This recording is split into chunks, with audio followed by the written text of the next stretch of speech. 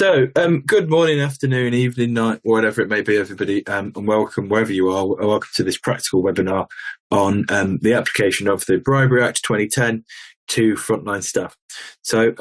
My name's Joe Nahal McDonald. I work in economic crime as a lawyer, and I've done defence, prosecution, and various other bits. There's a potted CV slide at the end if people are really interested in that. But this session is hopefully going to be quite a practical one. It's going to be designed specifically for frontline staff. So people who may not be lawyers, but whose everyday decisions are ironically really central to preventing bribery risk. And maybe some of you start watching this going, hang on a minute, why are you interested in bribery? I do my job professionally. What's this all about, sort of thing? We'll discuss the context.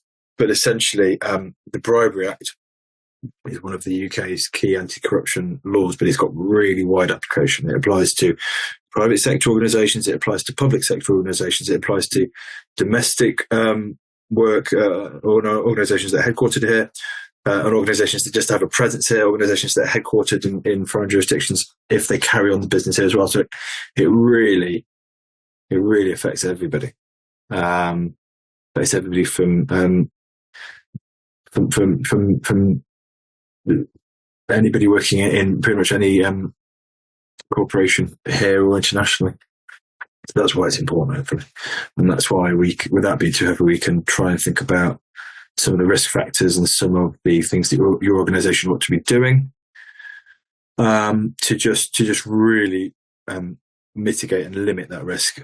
Essentially, no system is ever going to be perfect. There are always going to be people who break the rules and who are out for themselves, frankly.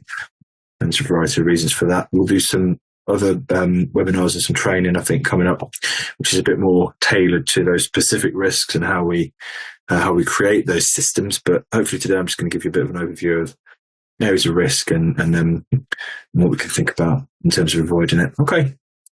So on to the second slide, first substantive slide. So this webinar, in terms of the aims and objectives, is going to help the delegate, which is yourself, to understand what bribery and corruption look like in everyday life, to recognise the common risks that might arise, including overgift, hospitality, other facilitations to third parties or with third parties, to know what your organisation expects of you if those concerns arise, who to tell about them, who to report them to, who that person is, who they should be. Understanding why transparency and record keeping is absolutely central to this, frankly.